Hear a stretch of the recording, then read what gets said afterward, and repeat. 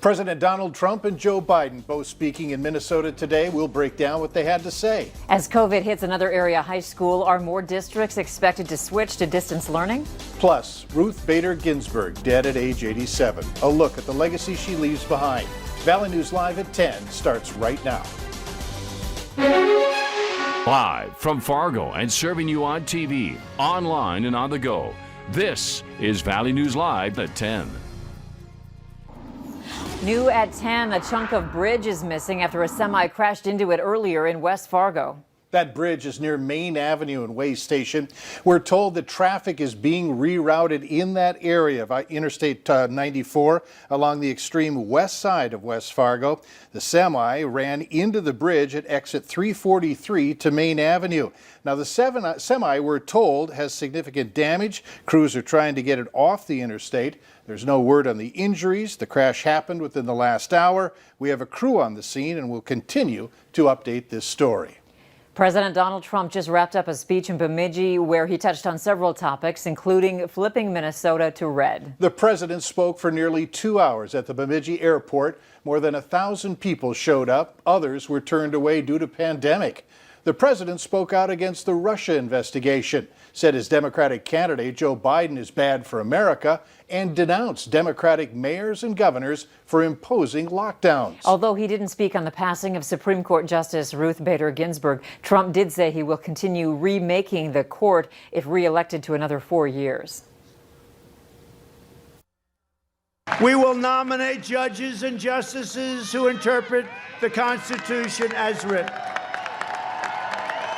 We will ensure equal justice for citizens of every race, color, religion, and creed. We will defend the dignity of work and the sanctity of life. President Trump will hold another campaign rally in Fayetteville, North Carolina tomorrow. And this is a reminder, today was the start of early voting in the state of Minnesota. Meanwhile, Vice President Joe Biden campaigned in Duluth just hours ahead of President Trump's scheduled rally. Biden touted his union support and pro-worker credentials as he toured a carpenter training center. He targeted President Trump as someone who has no clue how to be president and outlined a stark election contrast, saying he views the election as one matching up with the values of his hometown versus those of Park Avenue. As I said last night in my hometown, I view this campaign as between Scranton and Park Avenue. All Trump sees from Park Avenue is Wall Street. That's why the only metric of the American prosperity for him is the value of the Dow Jones. Democrats are spending resources to defend Minnesota, both in campaign time and money. Back in 2016, Hillary Clinton won Minnesota over President Trump by fewer than 45,000 votes. Early voting is officially underway for people who have already made up their minds on who they're supporting. Long lines could be seen at polling places across Minnesota, with many voters practicing social distancing. Pens were sanitized and plexiglass barriers were up between stations, with curbside voting as an option. There's quite a line here in Roseville at the Ramsey County Library. The first day to vote early, and as you can see, there's a commitment to doing that here safely, of course. One of the things that I'm concerned about is that a lot of people will be voting by mail, and so the count will probably take a little longer in some regions of the country. So I'm just hoping that Minnesotans will get out and vote strongly in person early so that Minnesota can be decided hopefully on election night. You can vote by mail, and there is still time to request a ballot. The Minnesota Secretary of State says as of today, more than 1 million absentee or vote by mail ballots have been requested so far. Minnesota Governor Tim Walz has directed all flags at state and federal buildings to be flown at half-staff tomorrow and the 19th of every month through the rest of 2020. This to honor Minnesotans who have lost their lives due to COVID-19 and their families. Individuals and businesses are encouraged to join in lowering their flags. This week, 3 Davies High School students have tested positive for COVID-19. The students have been in contact with other students and staff. The cases are unrelated. A list of close contacts of potential exposure were created. Those families were contacted. If you haven't been called, you are not defined as a close contact. Close contacts include students and staff who were within 6 feet of the individual for at least 15 minutes in a classroom or other space. Taking a look at the COVID-19 numbers, in North Dakota, there are 508 new cases along with 2 more deaths. The death toll is at 184. The positivity rate is 5.22%. In Minnesota, health officials are reporting nearly 1,100 new cases of COVID. There are 8 new deaths, bringing the death toll to more than 1,900 people. More than 80,000 people have recovered. Police are still trying to figure out what led to the shooting of a 20-year-old man in a South Fargo neighborhood late last night. Meanwhile, neighbors are still on edge, telling us authorities are no strangers to their area. Valley News Team's Courtney Lockey has the latest. Since the start of the year, police have responded to several serious calls in the East Gateway Circle South area off of 25th Street South, including assault, theft, and breaking and entering. A lot of things that are happening here, they've always been happening.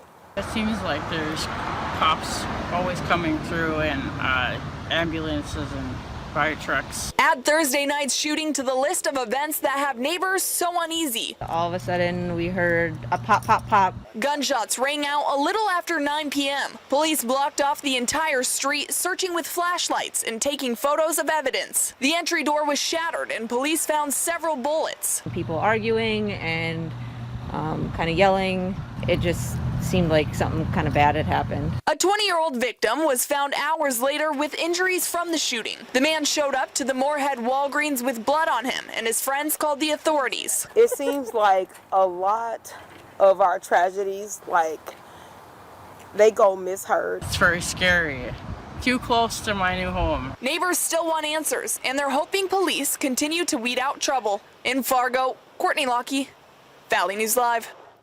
If you have any information about last night's shooting, police are asking you to call or text their anonymous tip line, and we have links on our website. Download the VNL News app. A scammer is calling people and posing as a Cass County deputy. The number that's being used is 701-367-4639. The sheriff's office says they're unaware of anyone falling victim to the scam, but they're urging you to remain vigilant if you get a phone call from someone who claims to be a law enforcement officer or agency. A convicted sex offender is facing new charges involving sexually assaulting 2 young girls.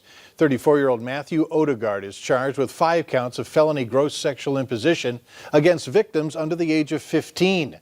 The victims said the assaults occurred when they were much younger and attended a daycare in Gwinner. Investigators say Odegaard admitted to the accusations. A representative for District 43 in Fargo, it includes a part of Fargo rather, is resigning. Matt Eidson has represented the district since the 2018 election. He's stepping down to leave North Dakota to be closer to family, citing health issues. North Dakota law allows local party district organizations to choose a successor for a lawmaker who resigns. The unemployment picture in North Dakota is gradually improving. Job Service says last month's jobless numbers were 4.8%. Now that's down from 6.3% in July. A year ago, North Dakota's unemployment rate was 2.2%. The national unemployment rate for August was 8.5%. The National Hurricane Service has used all of its names for 2020 hurricanes.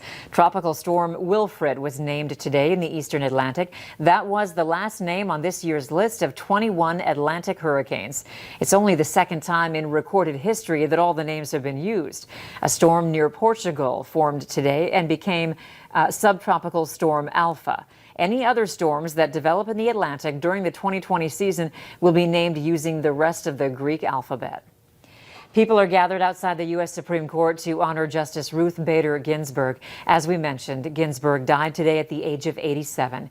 She was the senior member of the court's liberal wing and well known for delivering progressive votes on divisive social issues and authoring fiery dissents. In recent years, Ginsburg cultivated a rock star status and was dubbed the notorious RBG. She began her tenure on the Supreme Court in 1993 when she was appointed by President Bill Clinton. Ginsburg suffered from 5 bouts of cancer before dying. Later on Valley News Live at 10, as one area high school pulls students out of in-person classes, several other districts share what it would do or would take for them to do the same. But first, Hutch joins us with the weekend forecast and a look at the week ahead.